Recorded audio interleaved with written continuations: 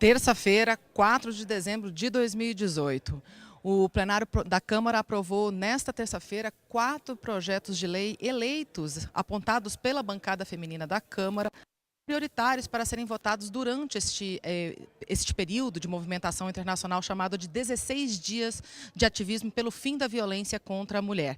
São 4 projetos de lei que têm uma certa relação com a saúde e nós vamos conversar com a deputada Carmen Zanotto, do PPS de Santa Catarina, que está aqui do meu lado. Ela, inclusive, foi relatora de um dos projetos que foi aprovado nessa noite. Boa noite, deputada. Muito obrigada pela sua entrevista. A deputada, ela foi relatora de um projeto que determina o direito à reconstrução da mama, na verdade, dos 2 seios, mesmo que a doença, o câncer de mama, tenha atingido apenas um dos seios da mulher, né? Deputada, essa é uma doença que atinge cerca de 60 mil mulheres a cada ano aqui no Brasil. Qual a importância da aprovação desse projeto que agora está indo para a sanção presidencial? Além do que nós já temos no texto legal, tanto para os planos de saúde quanto para o Sistema Único de Saúde, que é o direito à reconstrução da mama, que pode ter sofrido uma mastectomia total, é a simetria das mamas. Conforme a faixa etária da mulher, uma mama pode estar mais flácida. Então, quando você reconstrói uma mama e não deixa ela simétrica, ou seja, o mais parecida possível com a outra mama, a mulher não consegue ter a sua autoestima renovada, a mulher não consegue enfrentar o dia a dia da doença. Então, o direito de dar a simetria ou deixar as 2 mamas mais próximas possível é fundamental, não só para essa mulher, mas para dar dignidade, dar saúde psicológica e também dar conforto para a família, porque ela, cada vez que vai se ver no espelho, ela não precisa lembrar que ela sofreu um câncer de mama e que ela tem as suas mamas muito díspares, muito diferentes, porque uma foi colocada uma prótese e a outra não. Deputada, a senhora é enfermeira, conhece bem a realidade aí, né, tanto dos municípios quanto das mulheres que sofrem com essa doença. Existe um levantamento, inclusive foi apontado no relatório da senhora, que parece que 20% apenas das mulheres que fizeram tratamento de câncer pelo SUS tiveram, de fato, a mama reconstruída. É possível fazer com que essa reconstrução e a simetria, inclusive, das mamas seja de fato levada até as mulheres, seja de fato colocada em prática, tendo em vista que vários parlamentares, inclusive, apontaram o teto de gastos, né, a redução de gastos do governo? É possível tirar isso do papel? Olha, a legislação prevê a reconstrução se ela tem um quadro clínico que permite durante ou imediatamente após a retirada do tumor e daquela mama. Se ela não conseguir em função do quadro clínico, posteriormente fazer a sua reconstrução de mama. Lamentavelmente, ainda no nosso país, eu presido a Frente Parlamentar de Prevenção, Diagnóstico e Tratamento do Câncer, nós temos várias audiências públicas, várias reuniões país afora. O acesso a todas as mulheres é exatamente nesta média que você colocou, de apenas 20% das mulheres ainda no país têm a sua mama reconstruída. Este texto aprovado na noite de hoje aqui na nossa casa, ele vai permitir então que as 2 mamas possam ficar mais semelhantes possível a partir da cirurgia plástica, permitindo então que a mama que não foi atingida seja também processada e realizada a cirurgia plástica. Mas nós temos ainda um grande desafio e nós temos a emenda constitucional 95 que limita o teto de gastos do poder público. O Sistema Único de Saúde avançou muito, mas a gente tem ainda muito para avançar. Estamos longe de garantir o que está na nossa Constituição, saúde é um direito de todos, um dever do Estado. E isso, se nós formos olhar para as regiões do país, muitas das nossas pessoas ainda, eu sou, junto com a deputada Flávia, nós 2 apresentamos e hoje a lei de 60 dias, nós temos dificuldade, inclusive, de garantir o acesso no tempo máximo de 60 dias para o tratamento do câncer. Então, temos muitos desafios ainda, país afora, para que a nossa Constituição seja cumprida, para que os estados possam dar a saúde de qualidade e os municípios que nós todos desejamos, e os gestores de saúde também desejam isso. Mas as dificuldades financeiras são muito grandes nesse setor e a gente precisa, cada dia, estar implementando a legislação, brigando por melhor gestão sempre, sem esquecer que a gente também precisa de mais recursos na área da saúde. Deputada, só mais uma pergunta. Também foi aprovado aqui no plenário hoje um projeto de lei que permite que o trabalhador com carteira assinada, ele falte até 3 dias por ano, obviamente, sem desconto no salário, para a realização de exames preventivos contra o câncer. Daí, a senhora que faz parte, que coordena essa frente parlamentar de diagnóstico do câncer, qual a importância de uma medida como essa? Garantir que o trabalhador não tenha desconto no salário quando ele vai fazer um exame, por exemplo, de detecção de possível câncer de colo de útero ou até mesmo o exame de detecção de câncer de próstata. Se nós trabalharmos a prevenção, nós vamos ter menos pessoas acometidas ou diagnosticadas no estágio avançado. Então, a prevenção ainda é a melhor forma da gente combater ou minimizar as causas do câncer, os danos que o câncer pode trazer para o cidadão. Então, nós precisamos trabalhar em todas as frentes e a realização dos exames periódicos. E nós estamos no Novembro Azul, né, que é o mês que a gente trabalha a questão da prevenção do câncer de próstata. Precisamos trabalhar e incentivar todos os homens que também façam regularmente os seus exames, assim como a gente incentiva as mulheres na mamografia, na prevenção do câncer de colo de útero no Papa Nicolau. Prevenção é o caminho ainda para que a gente possa ter o diagnóstico precoce quando a pessoa apresentar e o menor dano possível para aquela pessoa e aquela família. Tá bom, muito obrigada, deputada Carmen Zanotto, do PPS de Santa Catarina. Lembrando que a deputada, além de enfermeira, ela também é membro da Comissão de Seguridade Social aqui da Câmara, que discute todas essas propostas relacionadas à saúde do brasileiro. Bom, deixa eu só lembrar também quais foram os outros 2 projetos que foram aprovados aqui. Um deles dá garantia à realização do exame chamado ecocardiograma fetal nas grávidas, que é um exame que busca detectar possível malformação no coraçãozinho do feto enquanto ele ainda está na barriga da mãe. A ideia é evitar a mortalidade dos bebês e então possibilitando que sejam feitas, por exemplo, cirurgias assim logo após o parto, evitando a morte desse bebê. E outro projeto, ele permite a responsabilização dos agressores de mulheres. Na verdade, quando for constatada a violência familiar, esse agressor ele deverá ser responsabilizado com os gastos em que foram feitos pelo Sistema Único de Saúde, por exemplo, para atender as vítimas de violência doméstica e também deverá pagar, por exemplo, dispositivos de segurança que forem necessários para garantir a segurança da família que foi posta aí em risco por causa do agressor. Enfim, essas foram as propostas aprovadas hoje aqui no plenário da Câmara. Você pode ficar agora com os principais acontecimentos no restante da Câmara. Um documento, uma proposta. O apoio da sociedade volta a se manifestar na Câmara. Comissão de Mudanças no Foro Especial recebe abaixo-assinado. Reunião é suspensa e mais uma vez é adiada a votação da Escola Sem Partido. Sessão especial para comemorar uma parceria que deu certo. A atuação dos representantes da APAI-DF aqui na Câmara.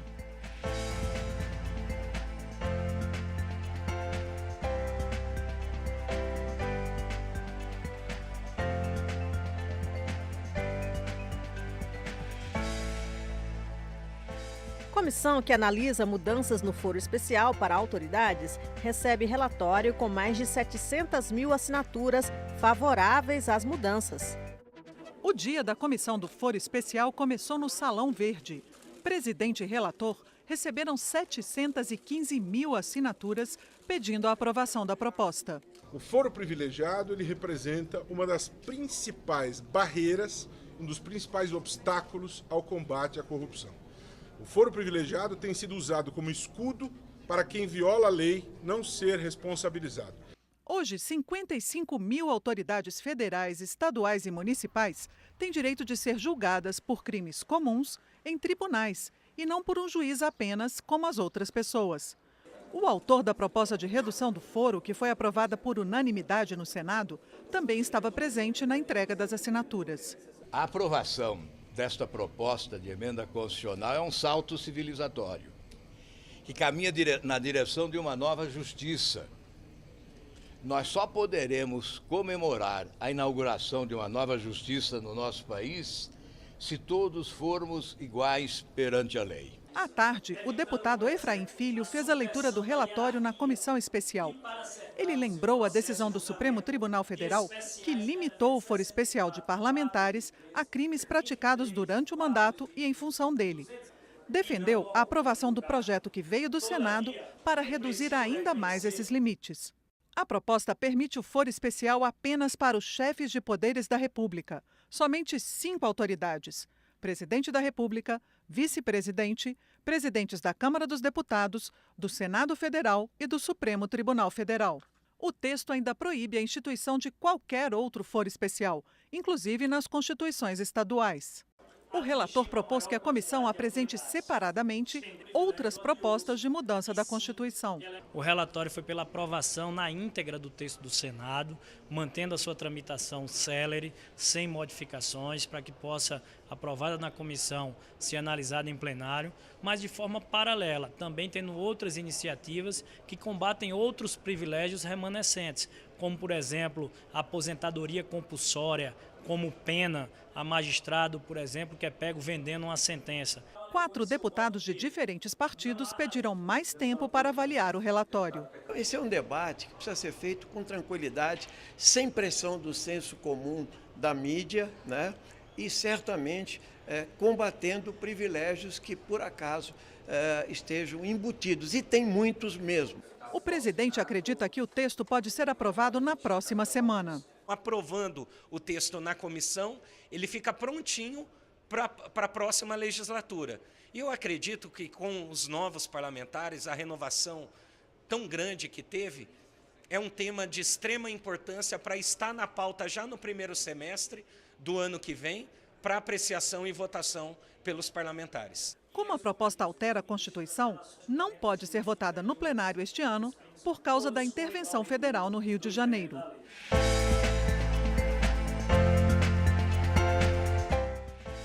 A indefinição continua. Mais uma vez, fica para depois a votação da proposta conhecida como Escola Sem Partido.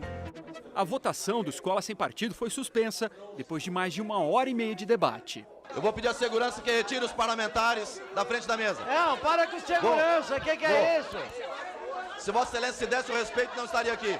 Eu tenho que seguir o regimento. E aí, ao seguir o regimento, a oposição parte para a obstrução física, num comportamento absolutamente inadequado, antirregimental, imoral, típico de quem não é dado à democracia. Alguns deputados foram lá para a mesa, mas não houve nenhum esforço físico. Eu não sei como ele considera a obstrução física, porque ele continuou dando a palavra. E, coincidentemente, quando ele suspendeu a sessão, abriu a ordem do dia também. Foi, no mínimo, uma coincidência cronológica muito grande. A reunião foi suspensa por enquanto. De todo modo, o presidente espera votar a matéria. Terminando a ordem do dia no plenário, nós daremos reinício aos trabalhos na comissão do Escola Sem Partido. Hoje, a depender do horário que terminar a ordem do dia, não sendo possível voltar hoje, nós temos convocações para amanhã pela manhã e à tarde e na quinta-feira também.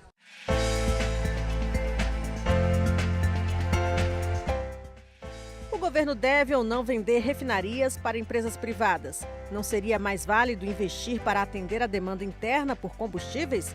Deputados e especialistas fizeram este debate. Sindicalistas que representam os petroleiros afirmaram que a manutenção das refinarias da Petrobras é questão estratégica para o país. Eles criticaram a nova política adotada pela direção da empresa, que, segundo eles, mantém muitas unidades operando abaixo da capacidade, o que tem gerado desemprego e prejuízos. A mesma opinião foi manifestada pelo presidente da Associação dos Engenheiros da Petrobras. Segundo ele, só neste ano o prejuízo chegará a 20 bilhões de reais. Outra preocupação apontada é o interesse das grandes petroleiras privadas em comprar as refinarias da estatal brasileira. Temos agora reserva de petróleo.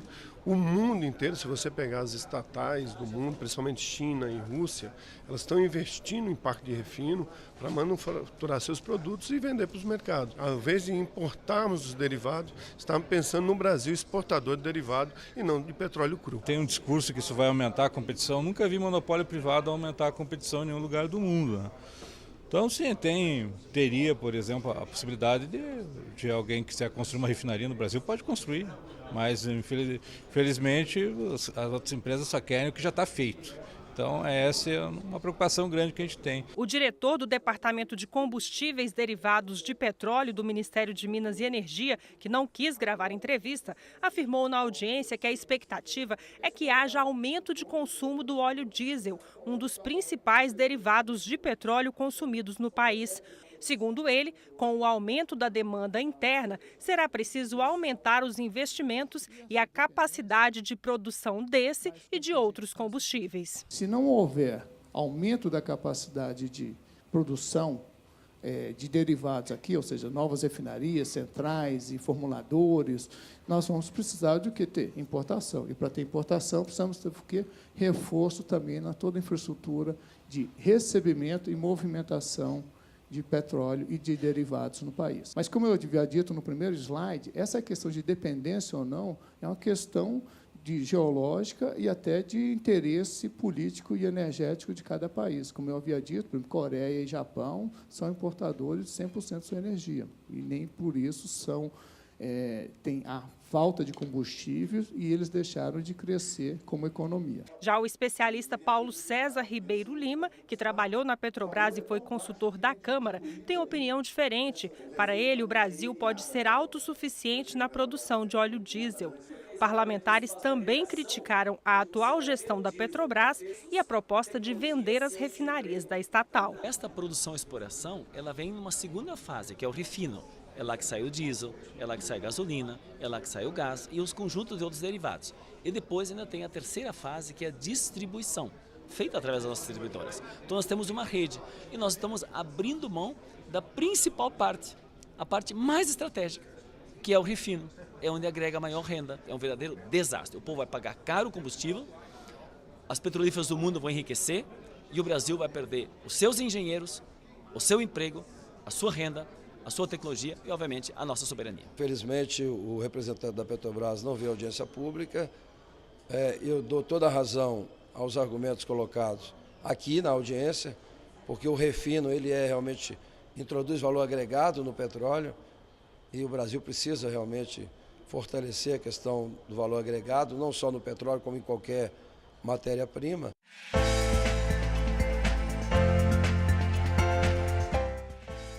Um plano para reduzir as mortes no trânsito. Comissão de Viação discutiu a proposta. O Brasil é o quinto país com o maior número de mortes de trânsito no mundo.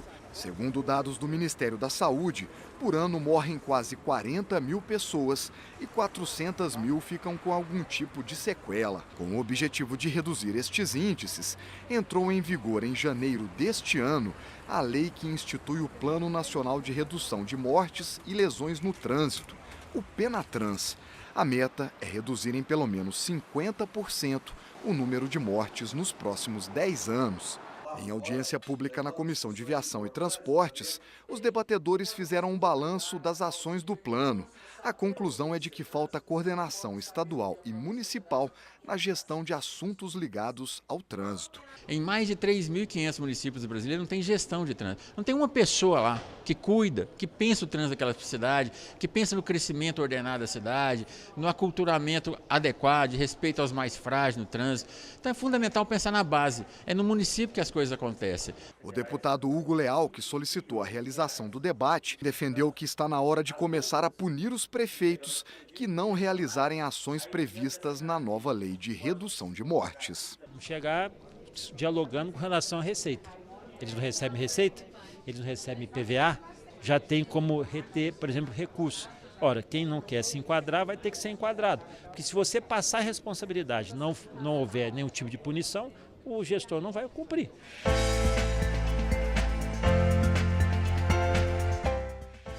O corte de recursos para o pagamento de bolsas na pós-graduação foi o assunto desta terça na Comissão de Educação. A audiência na Comissão de Educação debateu o corte de recursos para a pós-graduação no país. A principal agência de financiamento de bolsas de pesquisa, a CAPES, vem perdendo recursos nos últimos anos. Em 2015, tinha um orçamento de 9 bilhões e meio.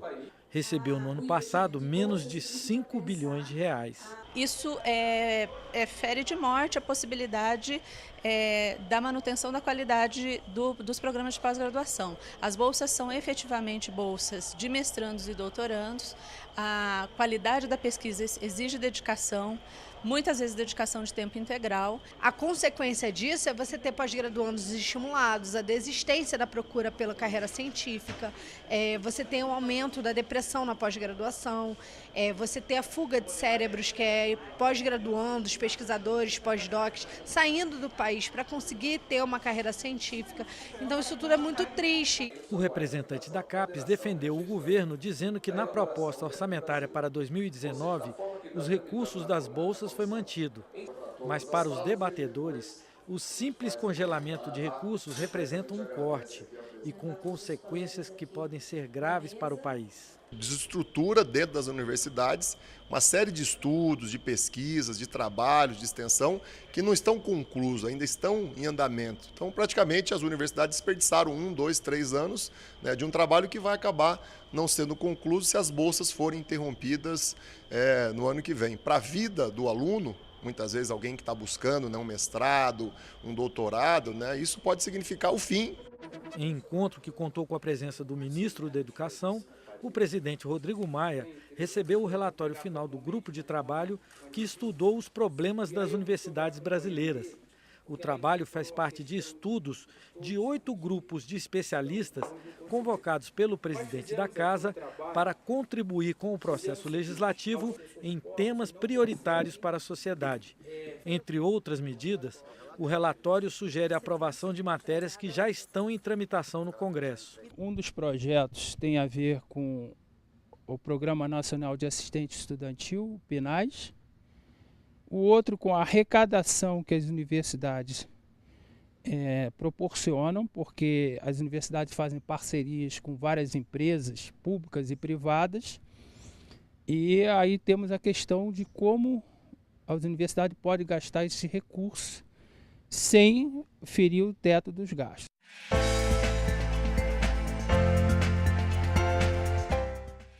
Sessão solene para celebrar uma vitória, o sucesso da parceria entre a Câmara e a APAI do Distrito Federal.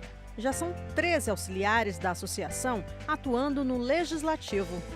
A parceria entre a Câmara dos Deputados e a APAI-DF completou 10 anos de sucesso. Atualmente, 13 pessoas com deficiência intelectual indicadas pela Associação de Pais e Amigos dos Excepcionais trabalham na Câmara, nas áreas administrativa e de preservação de documentos.